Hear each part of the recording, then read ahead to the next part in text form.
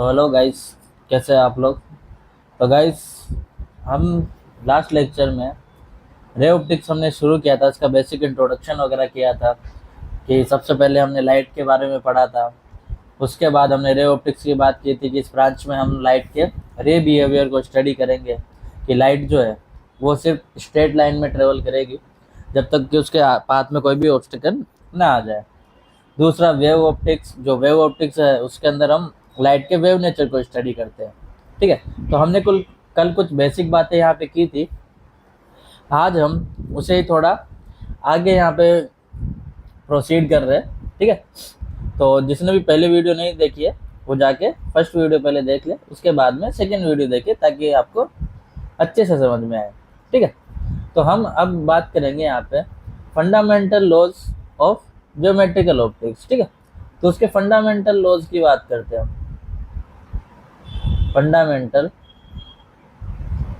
Laws, ठीक है, तो फंडामेंटल लॉज की अगर हम बात कर रहे हैं तो सबसे पहले जो हमारे पास लॉ आता है, तो सबसे पहला लॉ हमारे पास है और वो है आपके पास law of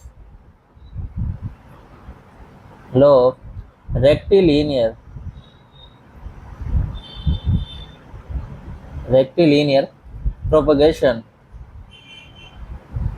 propagation of light. ठीक है, तो हमारे पास फर्स्ट जो है वो क्या है, फंडामेंटल लॉ जिसका law of rectilinear motion of propagation of light. तो गाइस ये लॉ क्या कहता है, ये कहता है कि अगर कोई भी लाइट जो है वो क्या होगी, किसी होमोजेनियस मीडियम में है तो बस स्ट्रेट लाइन में ट्रेवल करती है। ठीक है, इसे रेक्टिलिनियर प्रोपगेशन बोलते हैं। ठीक है, तो इसे क्या लिख सकते हो, it states that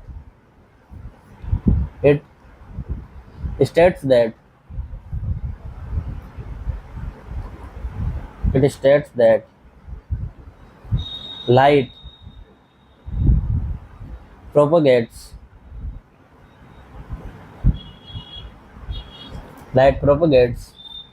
in a straight line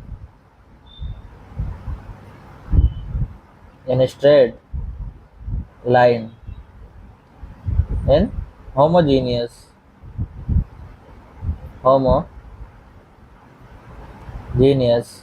media. ठीक है, तो लाइट जो है कैसे स्ट्रेट लाइन में प्रोपेगेट करती है किसी भी होमोजेनियस मीडिया में। ये इसका फंडामेंटल लॉज का पहला लॉ है। ठीक है, तो अगर हम सेकंड लॉ की बात करें तो सेकंड लॉ हमारे पास है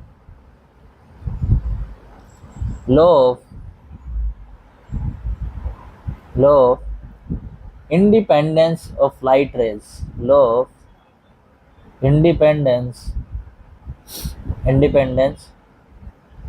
of light rays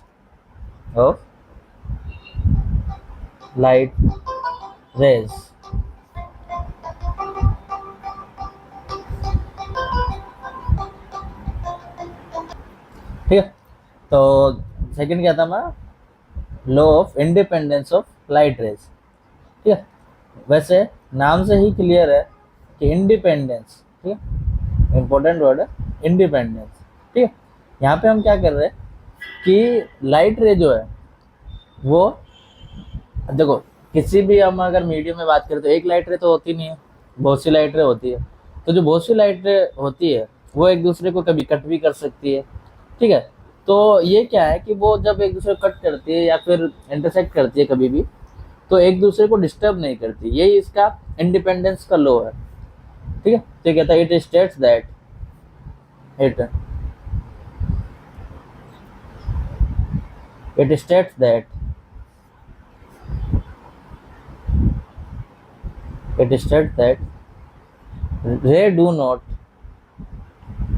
rays do not disturb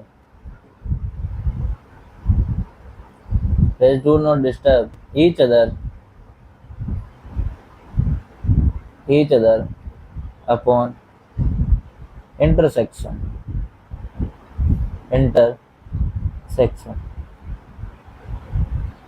ठीक है, तो ये आपका सेकंड लॉ है। ठीक है, तो अगर हम आगे प्रोसीड करें तो उसके बाद आता है हमारे पास थर्ड लॉ। ठीक है, थर्ड लॉ है आपका the law of reversibility of light. तो थर्ड लॉ क्या है? The law of reversibility, reversibility, ठीक है, the law of reversibility of light. ठीक है, ये आपका कौन सा लॉ हो गया? ये आपका थर्ड लॉ। ठीक है, तो ये लॉ क्या कहता है कि अगर मान लो कोई भी लाइट है, ठीक है, ये गलत बोल रहा हूँ, अगर कोई भी लाइट है वो एक मीडियम से दूसरे मीडियम में ट्रेवल कर रही है या फिर एक जगह से दूसरी जगह रिफ्लेक्ट कर रही है, ठीक है, तो अगर लाइट जो लास्ट मीडियम है जहाँ पे वो इंसिडेंट हुई वहाँ से अगर वो रिवर्स हो गई तो वो अपना पूरा का पूरा पाथ रिट्रेस करती है। ठीक, तो क्या कहता है ये? According to this law, according to this law, according to this law, if a ray of light, if a ray of light after suffering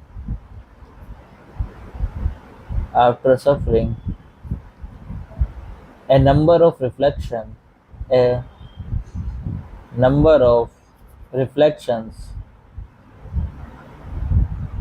ठीक, after suffering number of reflection, या फिर आप आगे पढ़ोगे एंड रिफ्रैक्शंस, ठीक है, and refractions has its path reversed at any instant,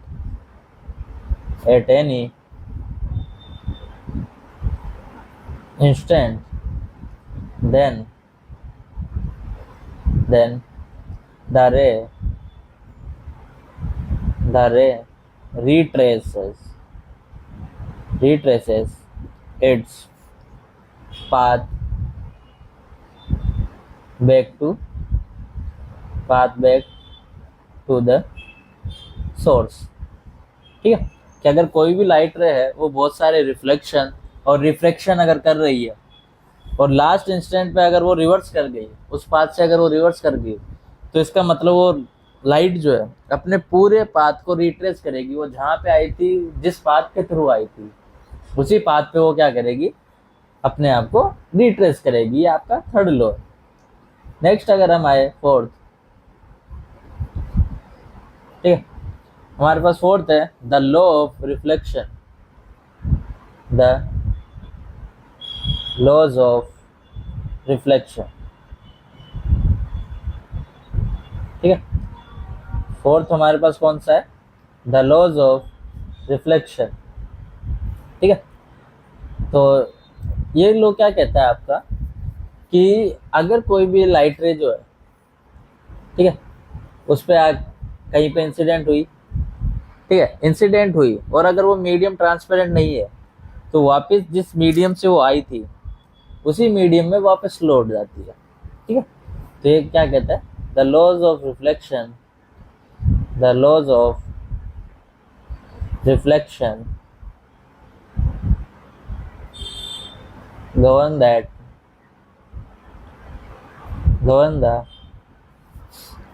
bouncing back of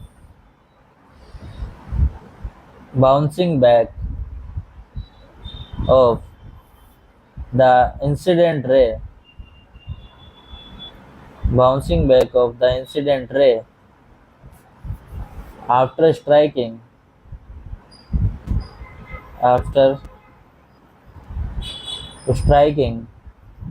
to the medium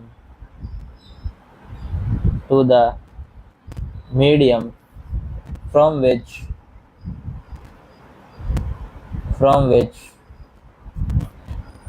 it was coming। ठीक है, अगर किसी भी रिफ्लेक्टेड सरफेस से अगर लाइट रे टकराती है तो वापस उसी मीडियम में वो लौट जाती है जिस मीडियम से वो आई थी। ये आपका लॉ ऑफ रिफ्लेक्शन है।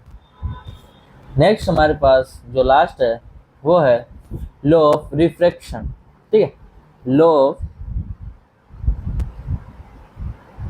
रिफ्रैक्शन। लॉ ऑफ रिफ्रैक्शन वैसे तो हम डिटेल में इसी चैप्टर में आगे पढ़ेंगे, अभी बस थोड़ा सा जान लेते हैं कि लॉ ऑफ रिफ्रैक्शन क्या है। ठीक है, तो लॉ ऑफ रिफ्रैक्शन क्या है कि देखो, रिफ्रैक्शन तब होता है जब लाइट रे एक मीडियम से दूसरे मीडियम में जाती है। ठीक है, तो होता क्या है कि जैसे ही लाइट रे एक मीडियम से दूसरे मीडियम में जाती है तो वो नॉर्मल के या तो तरफ बैंड हो जाती है, अवे फ्रॉम नॉर्मल चली जाती है। वो डिपेंड करता है उस मीडियम के रिफ्रैक्टिव इंडेक्स से। ठीक है, तो बस क्या होता है कि लाइट जो है थोड़ी बहुत बैंड हो जाती है, मुड़ जाती है, उसे हम रिफ्रैक्शन कहते हैं। ठीक है, तो इसको मैं लिख भी सकते हैं, the laws of refraction, laws of refraction govern the bending of light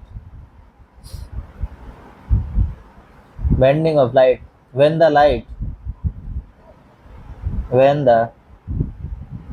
light goes from one medium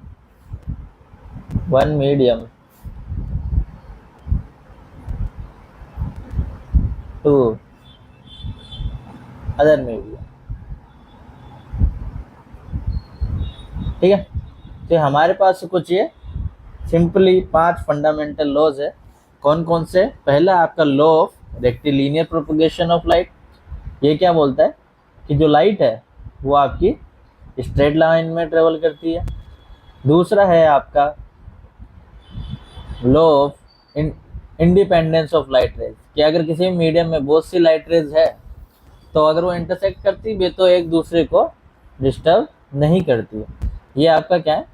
law of independence of light rays. तीसरा आपका है law of reversibility of light, कि अगर कोई लाइट कहीं पे ट्रेवल कर रही है एक मीडियम से दूसरे मीडियम या फिर रिफ्लेक्ट कर रही है, तो अगर किसी मोमेंट पे वो रिवर्स हो जाती है तो अपने पूरे पाथ को वो रिट्रेस करती है, जिस भी पाथ से आई थी वो उसी पाथ पे वापस लौट जाती है। ये आपका क्या है? Third law. उसके बाद अगर हम बात करें फोर्थ लॉ की, तो वो है आपका द लॉ ऑफ रिफ्लेक्शन। ठीक है, लॉ ऑफ रिफ्लेक्शन क्या है कि अगर कोई भी लाइट एक मीडियम से आती हुई किसी रिफ्लेक्टिंग सरफेस पे टकराएगी, है ना, किसी भी अगर रिफ्लेक्टिंग सरफेस पे टकराएगी तो वो उसी मीडियम में वापस बाउंस बैक कर जाएगी। इसे हमने क्या बोला है? द लॉ ऑफ रिफ्लेक्शन बोला है इसको। ठीक है, एंड लास्ट हमारा था लॉ ऑफ रिफ्रैक्शन। इसे इसी चैप्टर में आगे पढ़ेंगे हम अच्छी तरीके से। ठीक है, तो ये क्या है कि जब एक लाइट जो है एक मीडियम से किसी दूसरे मीडियम में जाती है तो उस टाइम में, मतलब जब वो एक मीडियम से दूसरे मीडियम में गई, उस टाइम वो क्या होता है कि जिस डायरेक्शन में जा रही थी उस डायरेक्शन से थोड़ा डेविएट हो जाती है, उस डायरेक्शन में नहीं जाती है। इसी फिनोमेना को हमने क्या बोला? एक लॉ बोला कि ये लॉ ऑफ रिफ्रैक्शन होगा। इसे हम आगे बढ़ेंगे। ठीक है, अब नेक्स्ट अगर हम बात करें तो ये हमारे लॉज हो गए। उसके बाद हम बात करते हैं आगे बेसिक टर्म्स और डेफिनेशंस के बारे में। Basic terms and definitions. ठीक है, क्योंकि छोटी छोटी चीज़ें हैं इसमें जो काम आएगी, इसलिए पहले हम उनको डिफाइन करेंगे एक एक करके, उसके बाद आगे फर्दर प्रोसीड करेंगे। ठीक है, जिसमें पहला है आपके पास सोर्स। बहुत ही इंपॉर्टेंट बात है, सोर्स क्या होता है। ठीक है, देखो सोर्स सीधा सा है कि जहाँ से लाइट रे निकल रही है वो इसी को हम सोर्स बोलते हैं। या फिर आप ये भी बोल सकते हो कि जिसकी वजह से हम किसी ऑब्जेक्ट को देख पा रहे हैं। हो सकता है ना कि कहीं से अगर लाइट आ रही है तो, या फिर किसी ऑब्जेक्ट पे किसी सोर्स से लाइट गिर रही है, उसकी वजह से हम देख पाते हैं। जैसे मान लो अगर आप अंधेरे कमरे में बल्ब बंद है तो वहाँ पे आप किसी ऑब्जेक्ट को नहीं देख पाते हो, बट अगर वहाँ पे बल्ब जला दे तो वो जो लाइट सोर्स है उसकी वजह से वो दिखने लग जाता है। तो उसमें होता क्या है कि जो लाइट सोर्स है वहाँ से लाइट टकरा के आपकी आंखों तक आ रही होती है, जिससे वो ऑब्जेक्ट आपको दिख रहा होता है। ठीक है, तो वहाँ पे वो लाइट खुद उसकी खुद की नहीं है, वो जो आपने सोर्स या फिर जो लाइट चालू की उसकी वजह से हो रहा है। ठीक है, तो सोर्स का यही बेसिक है definition, a body which which emits light, the body which emits light is called source। ठीक है, उसको हम क्या बोलते हैं, सोर्स बोलते हैं। The source can be point और एक्सटेंडेड। ठीक है, कोई भी सोर्स जो है वो पॉइंट ऑब्जेक्ट भी हो सकता है और एक्सटेंडेड भी हो सकता है। जैसे ट्यूब लाइट होती है वो एक्सटेंडेड ऑब्जेक्ट है, बल्ब होते हैं वो एज ए पॉइंट ऑब्जेक्ट है। ठीक है, ये भी लिख सकते हो। The source can be A point one, point और एक्सटेंडेड। ठीक है, लाइट पॉइंट भी हो सकती है और एक्सटेंडेड भी हो सकती है। ठीक है, अगर हम टाइप ऑफ सोर्स की बात करें, किस टाइप के हमारे पास सोर्स होते हैं। ठीक है, तो टाइप ऑफ सोर्सेस, अगर हम टाइप ऑफ सोर्सेस की बात करें तो फर्स्ट हमारे पास होता है सेल्फ ल्यूमिनस। ठीक है, वर्ड से ही वैसे क्लियर है, सेल्फ मतलब खुद से। ठीक है, तो हमने अभी बोला कि कुछ सोर्स ऐसे होते हैं जो खुद लाइट एमिट करते हैं, कुछ ऐसे होते हैं जो किसी और की लाइट को यूज में करते हैं, मतलब उस यूज में लेते हैं और फिर हमें दिखाई देते हैं। तो जो खुद सोर्स खुद मतलब जो भी सोर्स खुद लाइट जनरेट करेंगे, है ना, एमिट करेंगे, उसे हम क्या बोलते हैं, सेल्फ ल्यूमिनस। ठीक है, तो इसे क्या बोलेंगे, तो इसको लिख सकते हो the source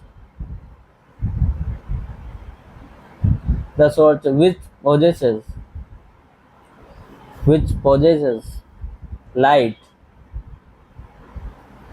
of its own, है ना, जिसके पास खुद की लाइट है उसको हम क्या बोलते हैं, self luminous. Example sun.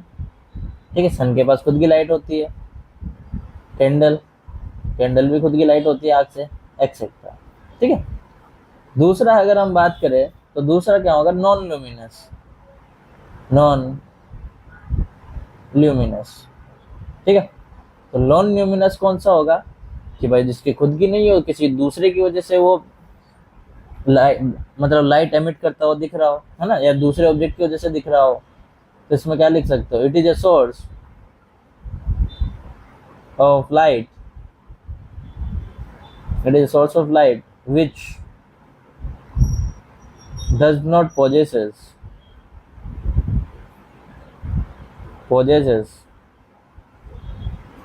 light of its own but acts as source of light by reflecting the light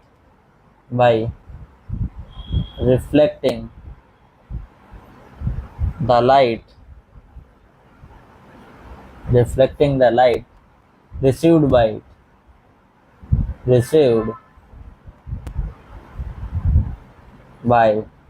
it। ठीक है, कि ऐसे ऑब्जेक्ट है जो सोर्स की तरह बिहेव करते हैं बट इनकी खुद की लाइट नहीं होती, वो किसी और की लाइट को रिफ्लेक्ट करके एज ए सोर्स बिहेव करते हैं। जिसका सबसे अच्छा एग्जांपल आपका मून है। ठीक है, या फिर जो भी ऑब्जेक्ट्स हम देख पा रहे हैं, ऑब्जेक्ट्स अराउंड अस, वो सारे क्या है, किसी ना किसी सोर्स से लाइट देख के तो दिख रहे हैं। ठीक है, एक्सेट्रा। तो ये क्या है, आपके सारे के सारे सोर्स है। ठीक है, सोर्स जो है उसको आप आइसोट्रोपिक, नॉन आइसोट्रोपिक, इन सबके फॉर्म में भी डिवाइड कर सकते हो। ठीक है, तो ये क्या है कि मतलब अगर जो यूनिफॉर्मली लाइट दे रहा है, ठीक है, उसे हम आइसोट्रोपिक बोलेंगे, और जो नॉन यूनिफॉर्मली दे रहा है उसे हम नॉन आइसोट्रोपिक बोलेंगे। तो ये बात आप नोट करके लिख सकते हो स्वर्णिम अक्षरों में, नोट। ठीक है, क्या लिख सकते हो, sources are also classified sources are also classified as isotropic and non isotropic। ठीक है, सोर्सेस को हम आइसोट्रोपिक या नॉन आइसोट्रोपिक भी बोल सकते हैं। तो आइसोट्रोपिक किसको बोलेंगे? Isotropic sources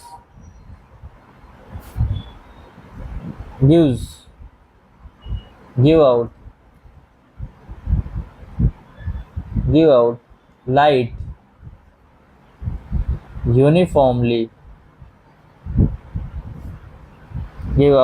uniformly in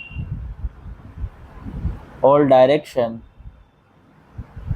whereas non-isotropic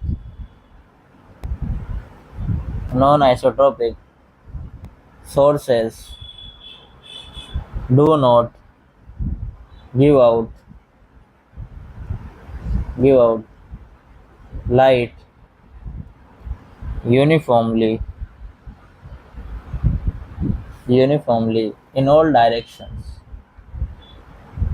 ठीक है, तो नॉन आइसोट्रोपिक आपको हर डायरेक्शन में लाइट नहीं दे सकते। ठीक है, तो आज हमने यहाँ पे बेसिक टर्म्स के बारे में कुछ बातें की, एक टर्म के बारे में बात की, साथ में लॉज ऑफ रिफ्लेक्शन वगैरह के बारे में बात की।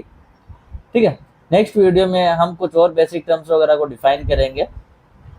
तब तक यहाँ तक कि किसी को टॉपिक में कोई डाउट हो तो आप मुझे कमेंट कर सकते हो। अभी कुछ दिन इसका बेसिक थ्योरी करेंगे, बेसिक्स एकदम देखो बिल्कुल बेसिक से उठाएंगे, हर चीज़ को डिफाइन करके चलेंगे ताकि कोई ऐसा बच्चा भी पढ़े जिसने कभी ज़िंदगी में पढ़ाई ना की हो, वो भी अच्छे से समझ पाए, और इसको एडवांस लेवल तक जाएंगे तो थोड़ा टाइम लगेगा, बट चीज़ें एकदम सही मैनर में करेंगे। ठीक है, तो आज के लिए बस इतना ही, बाकी मिलते हैं नेक्स्ट वीडियो में। तब तक के लिए सभी को मेरा एक गुड बाय यार। ठीक है।